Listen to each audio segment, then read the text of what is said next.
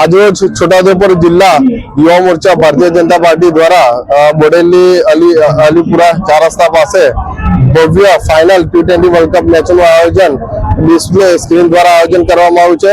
એમાં ઉપસ્થિત સૌ 9 યુવાનો દ્વારા અહીંયા પધારીને અમે સાથે સૌ મેચ ભારત જીતે અને એની ઉજવણી માટે સૌ ઉપસ્થિત થયા છે। આભાર। વિરોધ કરી છોટાઉદેપુર જિલ્લા ઉત્સાહમાં બધા 9 કાર્યકર્તાઓ 9 યુવાનો સબ જોડાયા છે અને ખૂબ ઉત્સાહ છે કે ભારત જ જીતશે।